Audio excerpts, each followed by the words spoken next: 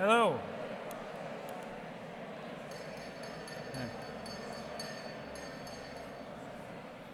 Hello. Can everybody hear me?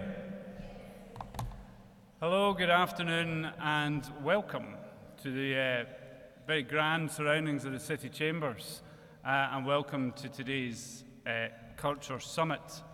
For those that don't know me, my name is Brian McLaren, and I've been asked to act as an independent facilitator for today's discussions. Before we begin, I want to say just a couple of things about what today is intended to be about. The purpose is really very much to start a conversation about the future of culture and creativity in Glasgow, and the emphasis is very much on this as a start. As we will hear very shortly, the new city government has made clear its commitment to culture and creativity as having a central role in Glasgow's future success, and they're very keen to see this as the start of what should hopefully be an ongoing and open dialogue around those issues. In terms of the format for the day, we're going to start with a couple of brief presentations which will set the context for the discussions that will follow. We'll then have an opportunity in the tables where you're currently sat to debate some of the questions and issues that you'll hear in those presentations, and in particular we've defined three main questions that we would like to address in the course of this afternoon. These are on the agenda in front of you, but essentially relate to the role that culture, creativity and the creative industries can and should play in Glasgow's future. What needs to change, perhaps in the city, to enable that to happen? And what are the roles to be played by the new city government, by the creative and cultural sector itself, and by other parties who may have a contribution to make? After that period of discussion at the table, so we'll get a break, get some tea and coffee, which I imagine will be much needed by that stage. And then when we return, we'll see if we can start to identify what might be some of the priorities that you feel most important in taking this whole agenda forward. I'm required to do, as usual, some housekeeping announcements. So there's no fire alarm planned for this afternoon as far as we're aware. So if the alarm goes, it's the real thing. And you can leave through the doors at the back here, down the main stairs, out the main entrance to the City Chambers and across the road using the pedestrian crossings, I'm also required to tell you, and they assemble in George Square across the road. Toilets, for those that require them, are out the door that you came in and round the top of the staircase, and they're pretty clearly signposted. We aim to finish today's proceedings at 5 o'clock, and my commitment to you as a facilitator is to make sure that happens, so we will finish on time. So with that in mind, I'll waste no more further time, and I would like to go on and introduce the first of our two speakers. I'm very pleased that opening today's summit, we have Councillor David MacDonald, who is the Deputy Leader of the new city government and the Chair of Glasgow Life, who can give us some insight to the new city government's priorities as we go forward. Councillor MacDonald.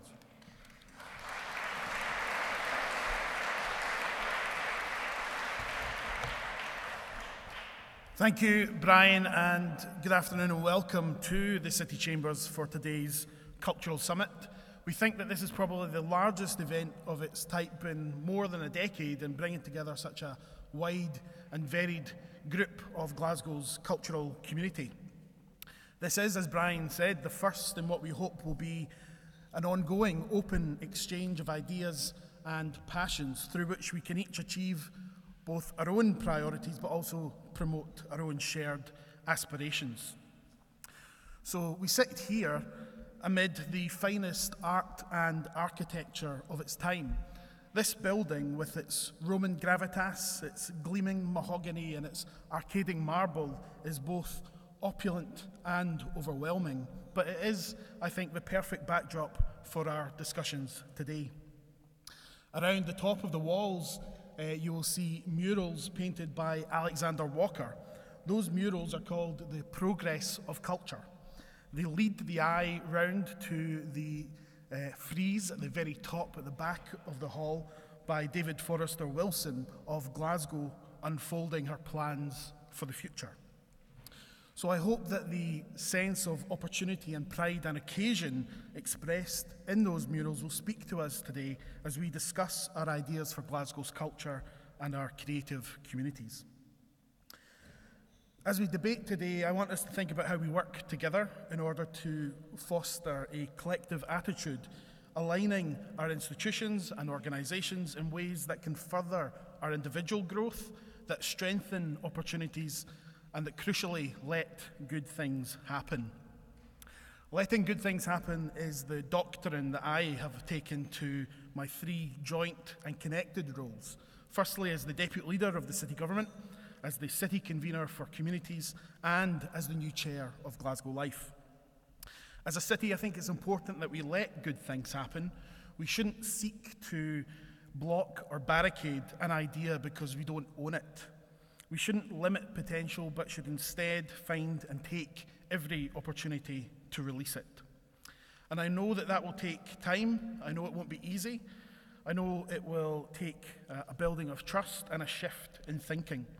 But above all, it will take a demonstrable action to show that we are serious about developing a partnership that lives up to the name. We as the City Government will play our part by being more aware of the vital role that culture brings to all aspects of our areas of responsibility. We'll recognise that culture is central to everything that we do, whether that's in the areas of economic development, in housing and regeneration, or in the participating of community arts. I think that is the real vision that jumps out from the pages of our manifesto, and I'd like to share with you just some of the key areas from our manifesto that I believe help to demonstrate the direction that we are looking to set. We want Glasgow to be the best place to raise a family, to start a business, and to live a good life, to be a great European city that is both mindful of its past but confident in its future. So we've placed a strong emphasis on 3 big, overarching, cross-cutting areas: fair and inclusive economic growth, the democratic renewal of our city, and community empowerment. Now, the cultural sector, I think, has a major role that it can play in each of these areas, and I would welcome any conversation or any idea that you would wish to bring forward in those areas. Narrowing down into our manifesto sections on culture, we started from the position of saying that culture and the participation in culture is a force for good. The most recent Scottish Household Survey tells us that we are building on strong foundations, with 90% of adults in the city taking part in some kind of cultural activity on a regular basis. We're also the country's principal creative centre, with the number of people in creative occupations living in the city increasing by nearly 40% in recent years, making the creative industries the 3rd biggest driver of the city's economy and the 3rd highest employment sector. This level of engagement and vibrancy really gives Glasgow an edge, but we think that is an edge that needs a sharper focus. So the City Government will, in partnership with our cultural and creative sector and with all of you, seek to create the conditions in which our confident sector can grow and develop. And today is the starting point for that work. We want to begin with the development of a co-produced cultural plan that sets out a 25-year vision to support culture in Glasgow. We'll look to develop this plan with the key principles of access, equity, and excellence at the forefront of all that we do. To support that continued dialogue, we will be establishing a regular cultural forum to oversee the development of the plan, with representatives from across the cultural and creative sectors, and to be chaired independently by the Lord Provost. Part of that early work that we would like to do is to understand better the link between participation in culture and well-being. We want to be able to demonstrate the impact of culture in our society, how it strengthens community identity and pride, to understand its positive impact on health and the enhancements that it makes to educational outcomes and to economic development. But culture also makes our city a better place in which to learn. So we want to support schools and young people to access cultural opportunities which will help to grow a more skilled and imaginative population. We'll seek to develop new partnerships across our HE and FE sector, including with the Glasgow School of Art and the Royal Conservatoire of Scotland, because we believe that that is a piece of work that has gone ignored for too long. We also believe that when it comes to the renewal and the regeneration of our city, that culture is currently underused or at least undervalued. So as a starting point, we will launch a scheme in partnership with local organisations to employ an artist in residence for every community. We want that to be a person who can create and to champion local art and to further strengthen the link between culture at its most local level and our wider aims of improving health, well-being, confidence and quality of life throughout the city. We also want, where possible, to carry out cultural planning audits and to start making better use of our citywide local cultural assets and our built environment. And we will seek to do that through new cultural and arts-led policies for regeneration. We'll seek also to further support local communities by celebrating their neighbourhoods through the creation of a local festivals fund. And we think we need to be doing more as well to support local artists. And so we're proposing to work closer than ever before with the city's artists to support and to invest in them and the work that they do. We also need to start to address some of the practical challenges that artists in the city face, whether that's access to studio or gallery space or issues with licensing, all the way through to everyday issues around housing or employment. We want to start to build a positive relationship with representative bodies and trade unions to ensure that we promote fairness and equal treatment for working artists in the city. We think that we owe artists that at the very least, because artists of all kinds have helped to raise the profile of Glasgow at home and abroad. It's nearly 30 years since we were named as the European Capital of Culture, and a lot has changed since 1990. So perhaps now is the time for us to take stock of everything that has happened since then and to think about what we need to do next to continue to flourish as a city of culture and what we need to do to compete internationally against those other cities that have developed their own strong cultural offerings in recent years. Because Glasgow must continue to be a true international arts capital. We must continue to showcase the best in local and international arts and human creativity.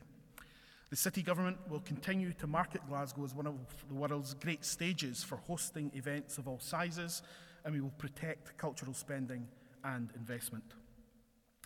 The recently launched tourism strategy is an opportunity for new events, for new attractions, for new jobs, and to tell new stories about Glasgow to residents and visitors. To help in that effort, we are keen to create new tourist routes across the city, including to areas such as the South Side and East End, which we think are currently under-marketed to visitors. We'll commit to working in partnership with the Scottish and UK governments and with national arts bodies that have seen such innovative partnerships in recent years, such as our partnership with the National Museums and the National Libraries that have really helped to transform venues like the Kelvin Hall.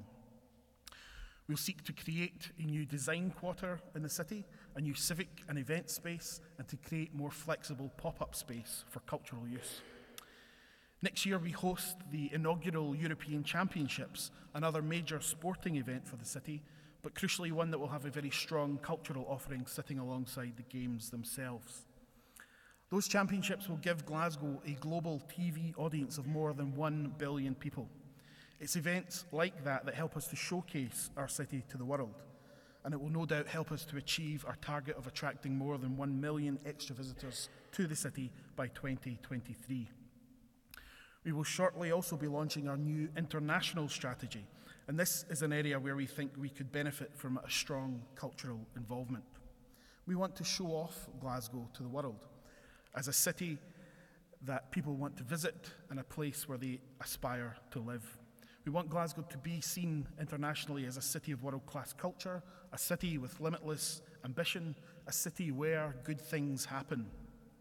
So I am really looking forward to the beginnings of this ongoing dialogue and conversation. I look forward to the open approach that we have taken to today. I'm eager and keen to hear your ideas and your feedback, but I want to, for now, thank you all very sincerely for being here, for your interest, and for your ongoing commitment to culture in Glasgow. Thank you very much.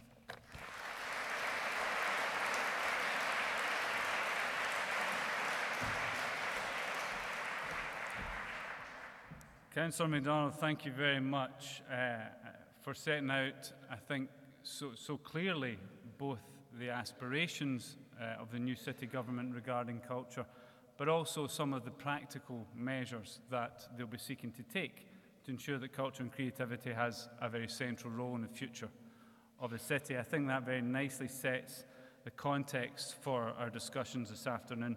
And to take us further into an understanding of that central role of culture and how culture has in the past helped to transform Glasgow and what it might do in the future, I'm very pleased to welcome now Dr. Bridget Mcconnell, the Chief Executive of Glasgow Life.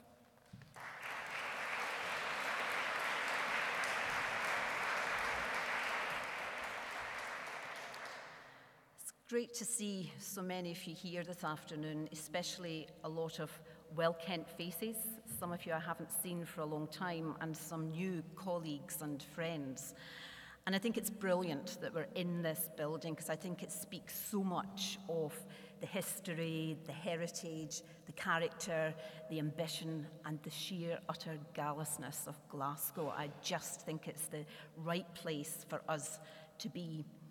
I'm going to speak to you now about Glasgow, the vibrant city, and as if you've heard, and as you all know, culture has been central to the regeneration of Glasgow over the past 30 years and more. And the city government, as Councillor MacDonald has stressed, is committed to continuing that success story and developing a strategy and partnership that prioritises culture, recognising its key role in creating a prosperous, healthy and vibrant city.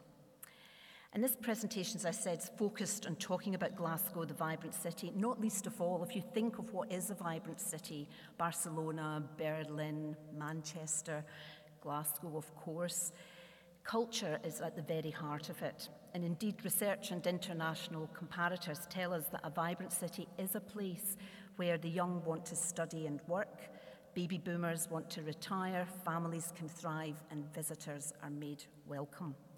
It's rich in social and cultural activities with plenty to see and do. But more than ever before, we are looking at the whole city and not just Glasgow City Council services. I think it is an absolute truism today to say that public sector finance is not wonderful and that there is only one direction that it's going.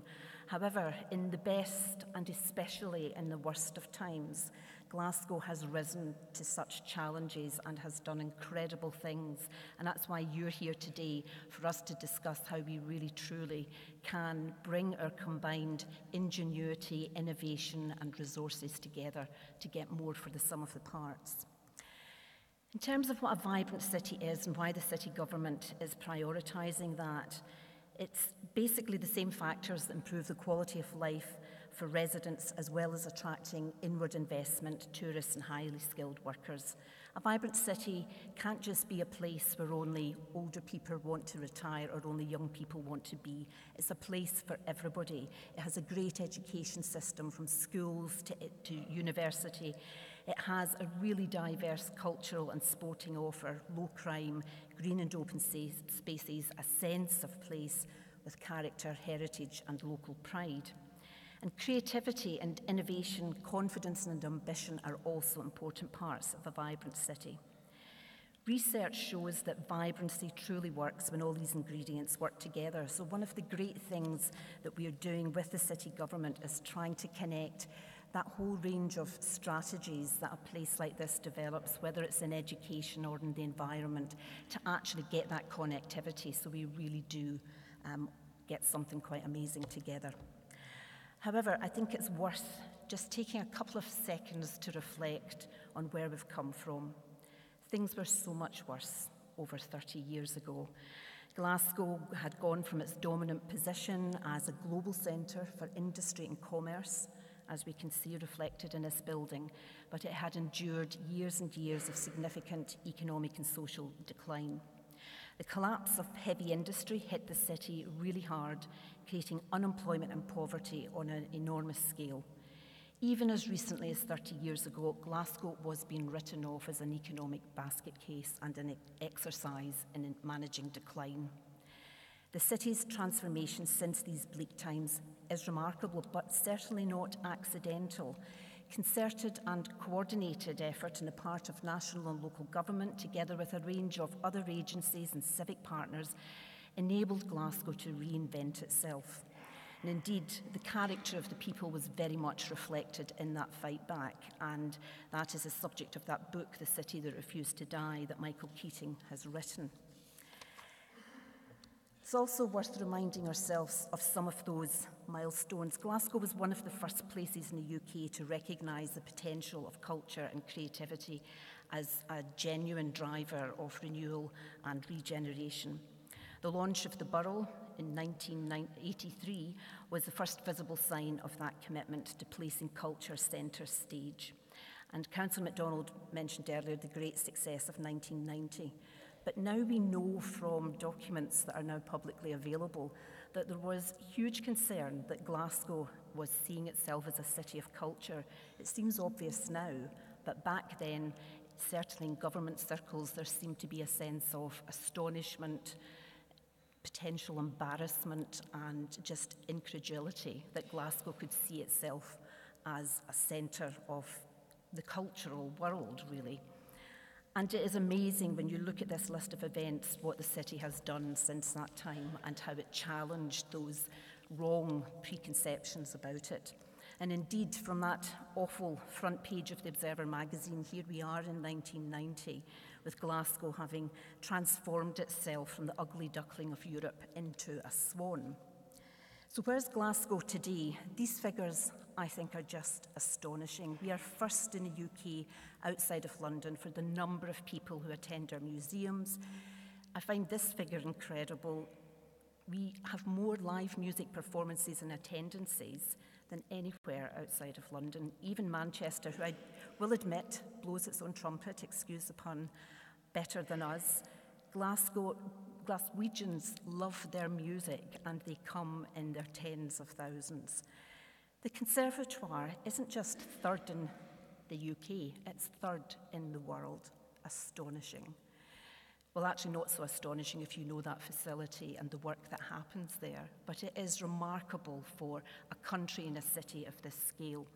The SEC Hydro, again, not just the second busiest in the UK, but in the world.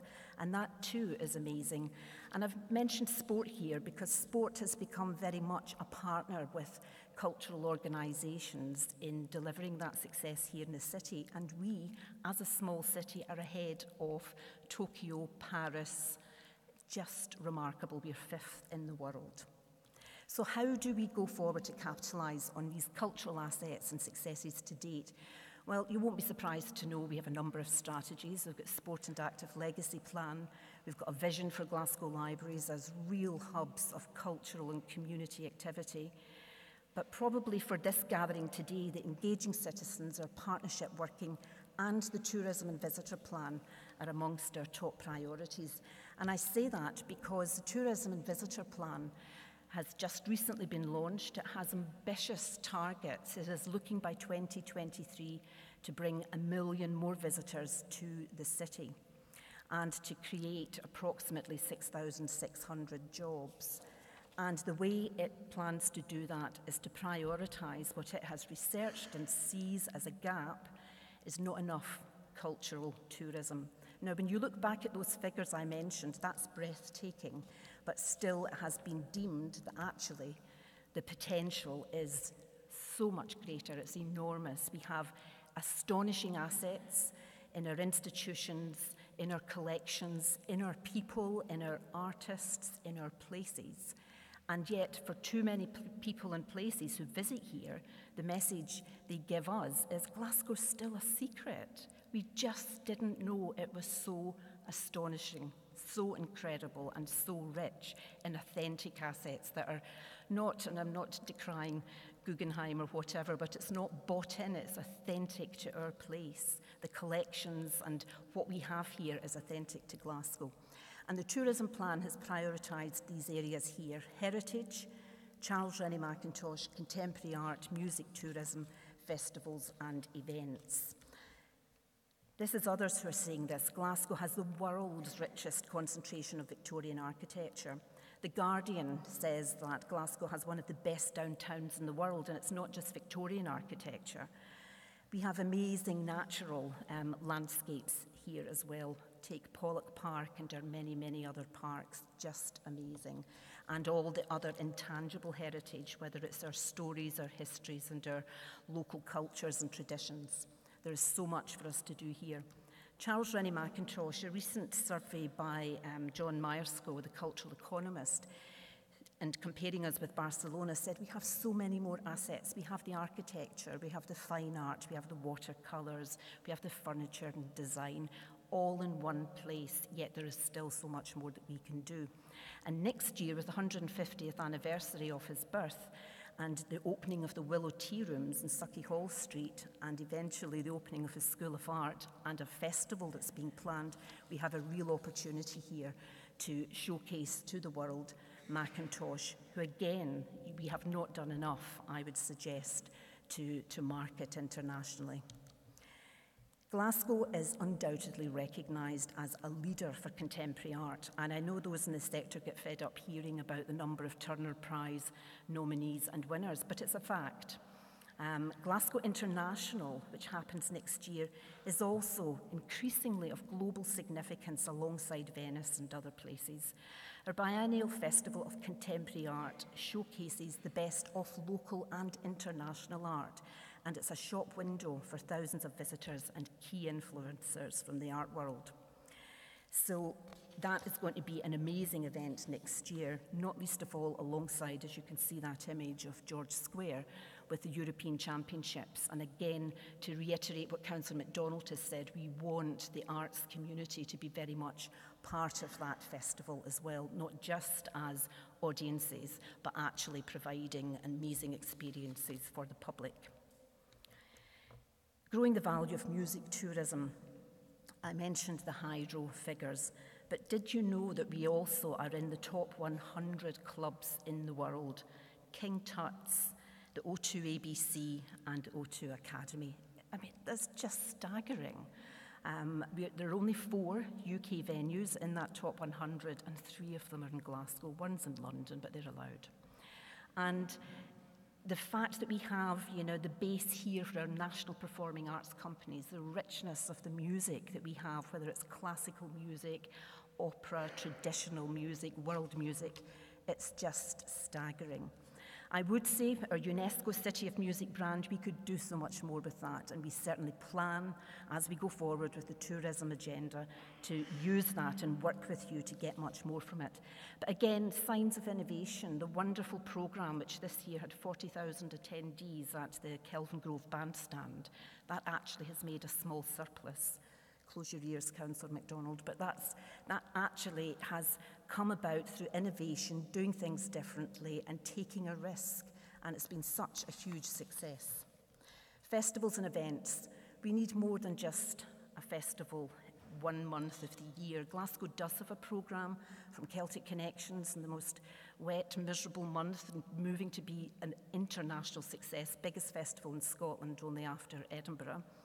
And I've put up here as well the Commonwealth Games. Again, a lot of the success stories that are told about those games are around the cultural programme that was delivered and the wider engagement for people who thought they had no interest in sport but had an interest in coming together and celebrating and being with people. And increasingly, as we will see with the European Championships next year, that bringing together, that partnership between culture and sport, partnership between other places and ourselves is going to be utterly crucial. And that leads me nicely on to talk about why you're here and what we are aspiring to do. We can't do anything on our own anymore. There maybe was a time when it was possible, when we all had enough money. But do you know something? Those occasions where, maybe driven initially for financial reasons, that we have come together, just pure magic has happened. things that we couldn't anticipate, new programs, new ways of doing things, and new audiences. And for me, and I hope I don't sound like Pollyanna, but in this mad world we live in, where politically and economically it just sounds bleak every time you turn on a news station, I think in Glasgow, on the evidence, not just hope, but we have lots of that, but on the evidence, I think we could do wonderful things together. We have done wonderful things together, and we currently are doing wonderful things together. Whether it is the big projects like the Burrell, the Kelvin Hall, which is, I could actually stand here for ages talking about all of these, but I promise you I won't. I'm getting a look from Brian saying, hurry up. The Mitchell Library. I just think there are so many amazing things, and at a local level, working with health boards and housing associations, investing in culture, and we heard about artists at a local level, the richness we can bring will be remarkable. And, we are taking the mantra, things have to be good enough, first of all, for local people, and if they're good enough for them, they will certainly be good enough for tourists. So as we see the public funding decline, I think we have to continue to be ambitious, both for our local engagement and our international profile, and we must take our partnership working to a new level and consciously ensure we think holistically about how we derive that additional value from our collective assets, networks, and expertise. In terms of the benefits of linking cultural tourism, Glasgow is close to some of the most beautiful scenery in the world, literally, half an hour away.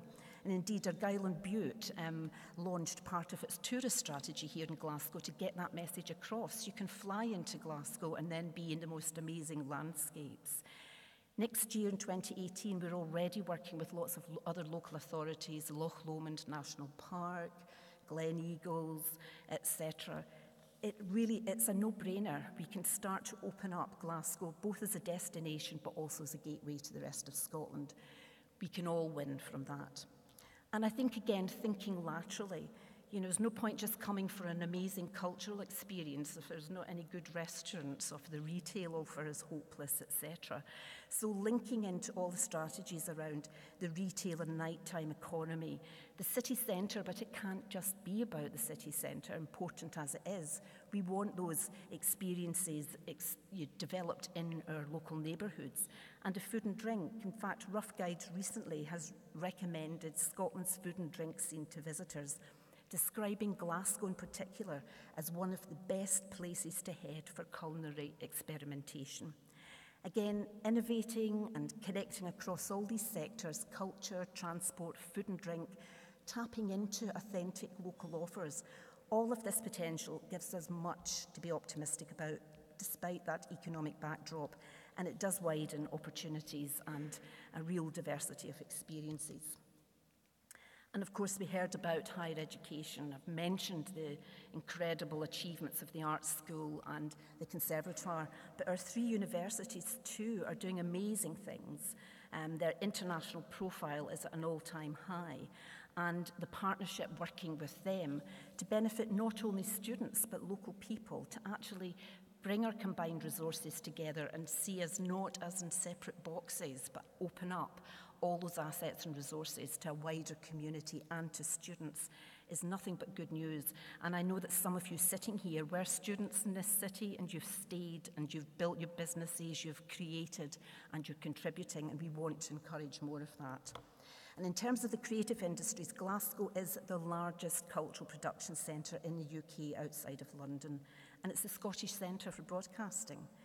So there's an increasing recognition too of the synergies and the ecology between the subsidised and the private sectors, and we want to see how that can work more effectively too. So there's so much more I could speak about, including specific examples about the partnership emerging between our museums, parks and open spaces, public, third and private sector organisations, and of course more about the tourism and economic growth potential, and not to mention the health, culture and sports initiatives in local communities. But vibrancy can also be argued to be broader than social and cultural activities. It is about the quality of life that a place can offer all the people who use it, residents and visitors. It is about sense of place and civic pride, about how people use the city, and how the city supports and enables them, enables you. Ultimately, what makes a city vibrant is not its institutions or its infrastructure, but its people. And that seems a good point to end on. People, you, make Glasgow. So I hope you have a really interesting and valuable afternoon. And as was said earlier, I hope also this is just the beginning of a dialogue and us finding a way through this mad world that we inhabit and showing something glorious again here in Glasgow. So thank you very much for your attention.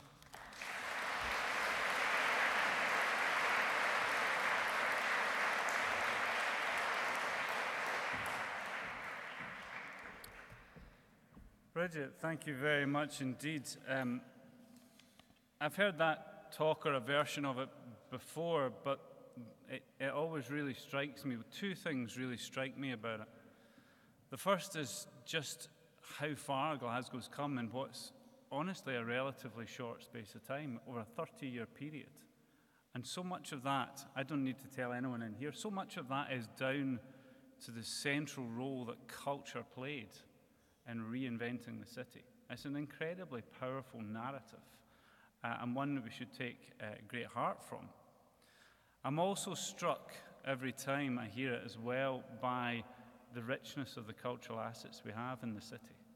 I think it's very easy to take that for granted sometimes, and not to realize just quite how extensive, how varied, and of such a high quality the cultural asset base in Glasgow is. As Bridget said, Glasgow was a pioneer in using culture as a means of regenerating and reinventing a city. It was internationally renowned for really being a leader in thinking about how culture can transform the fortunes of post-industrial cities. Of course, where one leads, others then follow, and we've seen that happen across the UK and indeed internationally. Places in the UK like Manchester's been mentioned already, but I would add Leeds to that list. Bristol, Liverpool, Newcastle, Gateshead have all invested very significantly in building their cultural and their creative industries infrastructure with often very impressive results.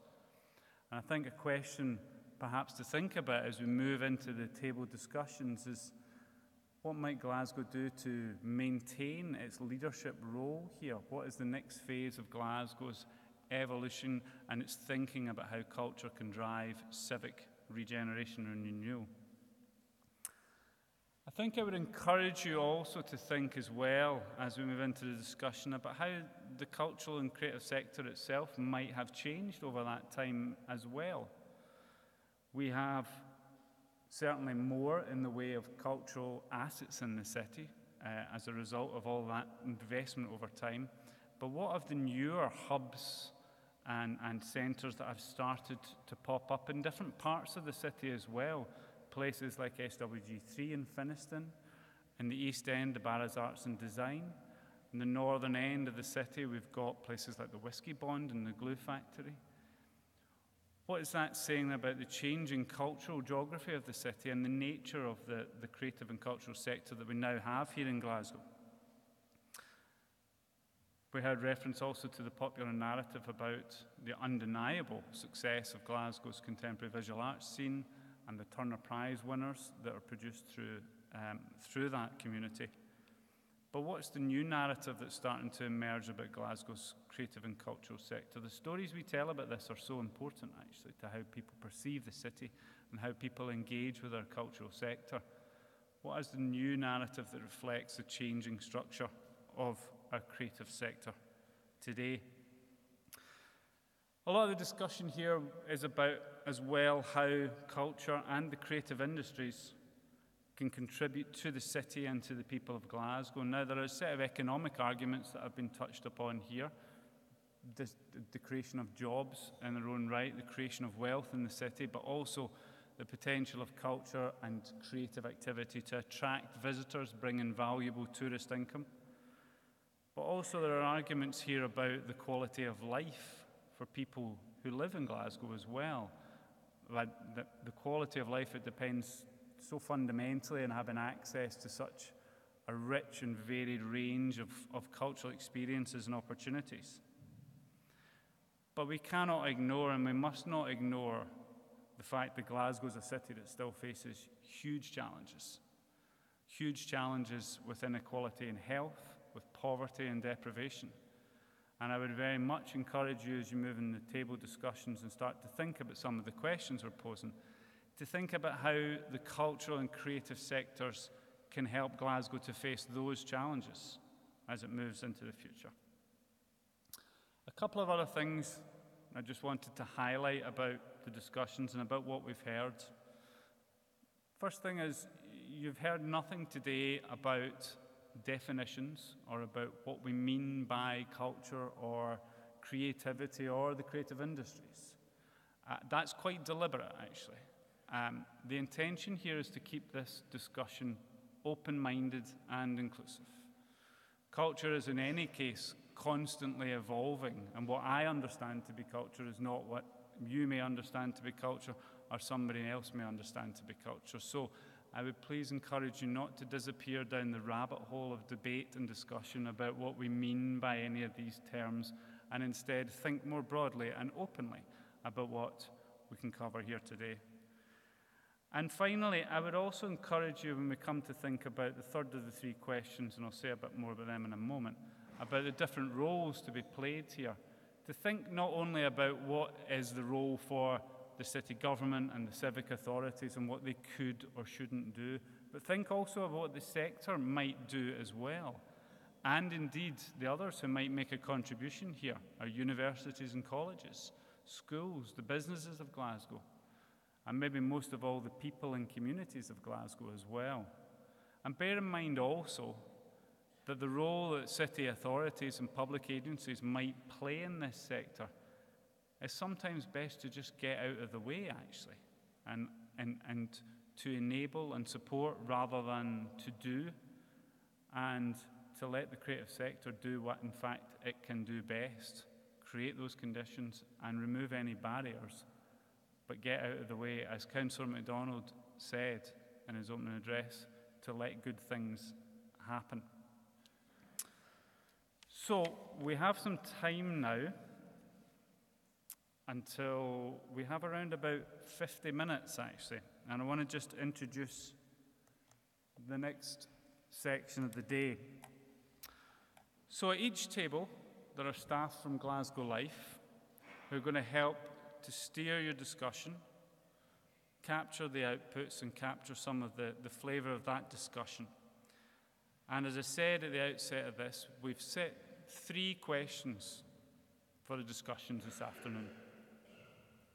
First of all, how can the cultural and creative industries best contribute to Glasgow's future success? We've heard a lot about how it has happened in the past, and we've heard a lot about some of the emerging plans. What do you think this sector can do to contribute to the city as it moves ahead? What do you think needs to change in order to enable the sector to make that contribution as effectively as it can? And then what are the roles you think that can be played by the various parties here, by the city government and the civic authorities, by the sector, and indeed by others in helping to achieve that? In each group, what I would like the groups to do is discuss each of those questions. It's quite a lot to get through, but we have facilitators at each table who will be able to help steer and push that along. So address each question. And what we'd like by way of an output is no more than 3 points under each of the questions. If you feel, in fact, we can only got 2, or there's one issue that you think is so important that it overrides all the other, that's fine, it's entirely up to you. But a maximum of 3 for each of the questions. What we'll do at the end is, while you're having a cup of tea, is we'll collect all of them up, and then when we come back after the coffee break, we'll see if we can start to identify what seem to be the most important issues that have emerged from the discussion. So for now, I hope you have a productive and interesting discussion at your tables. We have, now 50 minutes. We'll break for coffee at 3:45. Thank you very much for just now.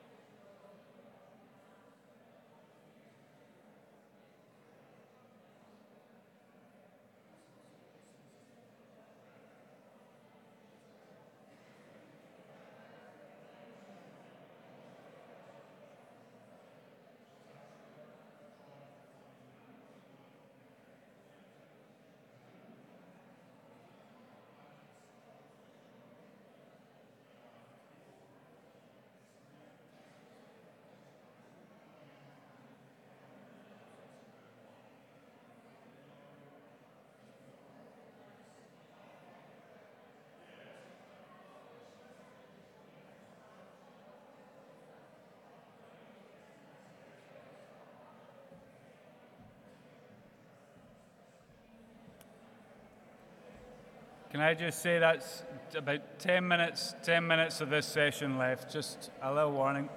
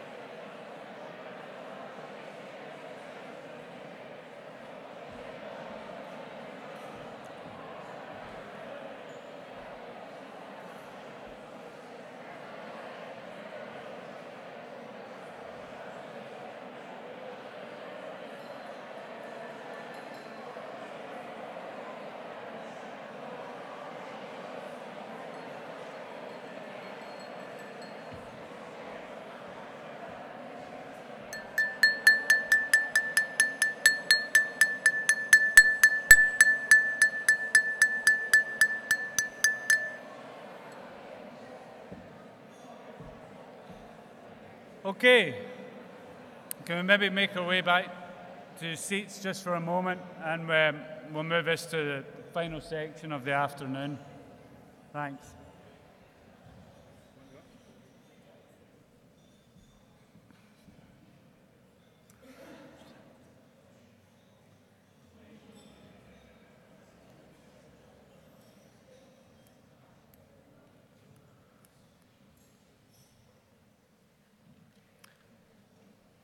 Okay, thanks very much.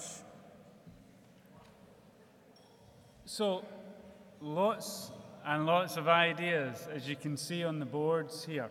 And what we've been doing during the coffee break is trying to make a bit of sense of these ideas by putting them into what seem to be broad categories where there are areas of overlap, some duplication.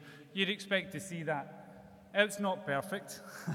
Not by some margin, but at least it starts to give a sense of where there is a range of issues that are clustering around particular themes. What we'd like to do now is try and prioritize these a little bit. It's a really straightforward process, and everyone has an opportunity to take part in this. So, and your facilitators should be able to find these, but on the table there should be series of strips of 5 coloured dots. So, with these dots, you can vote for the ideas or the areas up here which you think are most important. Everyone has 5 dots. Now, you can choose to spread those dots around across the boards based on what you think matters most. Or if there's one issue you think that is it, that is really the burning priority, you can put all 5 dots onto that one. It's entirely up to you. You can split them 3-2, whatever way you like. So we've got about maybe 25 minutes. We'll extend this slightly because I'm aware that there's A, a lot of you, and B, a lot of stuff. If you all want to just come up, have a look at what's on the boards. Does everybody have dots? The dots, first of all. Everyone got these at the tables? If you're missing any, no cheating and looking for extra ones, then Jill has some. So about 25 minutes, and then I'll give you a shout, we'll reconvene and we'll see what it looks like. Does that make sense?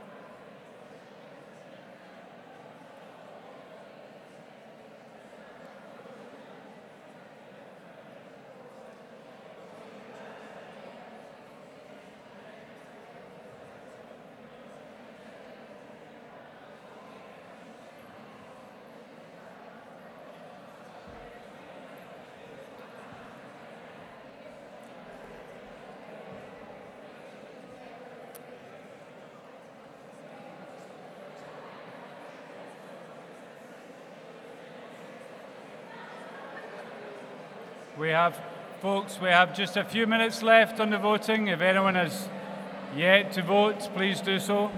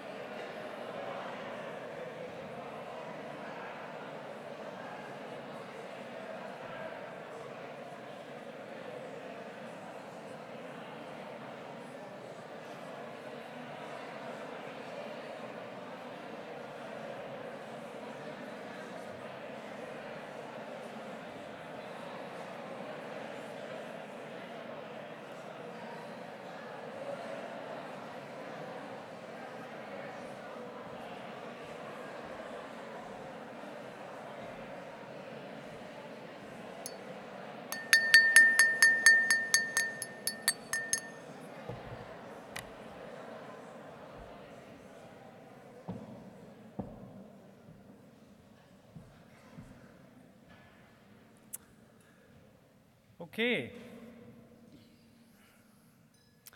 Thank you very much. This last piece for me on today's agenda was entitled Summary. I'm not going to attempt to summarize this here, not just because it looks really hard, but actually because I think just to do that on the hoof would do quite a disservice, actually, to the richness of the ideas that have been brought forward here. So what we will do is, after today, we will capture all of this in its raw form as you see it just now, more or less, written up and presented in a way, and we'll send that back out to all of you who have taken part in today's discussions, and indeed invite wider comment in a number of ways on the content so that the conversation can continue. What will also happen is be a little bit of work in refining this too, and trying to think a little bit about what these ideas mean, what are the connections between them, what starts to make sense, does it fall into a certain structure, and again, the intention will be to use that to continue to inform the discussions and the conversation about the future for culture and for creativity and the creative industries in Glasgow. So I'm going to hand over in just a moment to Councillor MacDonald again, who has some final remarks just to kind of close off today's discussion. But from my part, I'd like to say a huge thank you to all of you for coming along, giving of your time, and for participating so enthusiastically in the process. I thought the discussions, certainly that I heard and was involved in at some of the tables, were incredibly valuable, actually. And the one thing I do notice here is there was a cluster of issues which were about connection, and different kinds of connection within the sector, connection between the sector and other areas of public and community life. And it's abundantly clear to me, actually, that connection has been a feature of today as an event, actually. You have all, it seems to me, got something out of actually just being in this room together. And if for nothing else, then hopefully this has been of some value to you and of some interest to you. So thank you very much for your participation. And I'd like to just hand over now, once again, to Councillor MacDonald for some closing remarks. Thank you very much.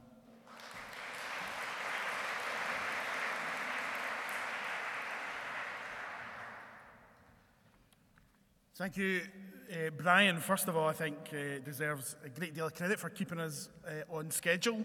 He did promise to finish by 5 o'clock, which by my reckoning gives me about 8 or 9 minutes to speak, but I'm not going to take that amount of time because I know there is at least one very important cultural event happening in the city that many of us will want to be seeing this evening in the East End. So I will rapidly get through these closing remarks. Thanks to Brian as well for his facilitation of today. This is not an easy task to undertake. I think the amount of ideas, though, that have been generated here shows what a valuable day that we have had, and I really do look forward to many more of these discussions. So thank you to Brian for all of his work in facilitating this event today. Can I also thank Dr. Mcconnell for the work that she has undertaken over many years, and I think just that demonstration through her presentation shows just what a contribution that she has made to the cultural life of the city and its continued vibrancy. Thank you to the Glasgow Life staff who have organised this event and who have kept me on the right path today as well. Thank you also to all of the scribes for the work that they've done in keeping our conversations relevant and on topic. This is the first of what will be many conversations and many debates. We need to continue to talk and to work together to spark the minds and the imaginations of this city, because I think it is clear that the energy in this room and the ideas that have been created and crafted today are ones that will benefit not only the work of the city government, but also the ordinary Glaswegians across every community in the city. I spoke very briefly there to the Lord Provost, who has joined us and confirmed with her that she is indeed going to be chairing the work to form the cultural plan that will be our 25-year vision. So we will shortly look to launch our cultural forum. We're very keen to hear from people about how that should operate, what the work streams for that should be. So anyone should feel free to get in touch with me. You can contact me via the council website where all my contact details are on there, and I look forward and welcome anyone getting in touch to discuss that. I think it's clear from some of the feedback that I've had a chance to look at that the plan that we co-create together must be one that is a living and organic document and that can't just be set in stone and put on a shelf for the years to come. It must be able to respond and to change to the landscape around us. It must be a plan that reflects the challenges and the opportunities that we face and that meets the needs of our very wide and varied sector. I think above all, the plan needs to value, though, the contribution that everyone can make, whether that's the Glasgow School of Art or it's the local community art class meeting in the community centre. We need to realise that everyone has a vital role to play in the cultural life of our city. The plan needs to be a vision that enriches, that connects, and that challenges. So when we aren't doing right, I want to hear from you as well about how we can actually improve areas of our operations. So it is a big task that lies ahead for all of us, but I think it's one that we can accomplish if we work together and that we allow and let good things to happen here in Glasgow. So on behalf of the City Government, I want to just thank you all again for your time today. I look forward to this continued partnership going forward, and may culture in Glasgow continue to flourish. Thank you very much.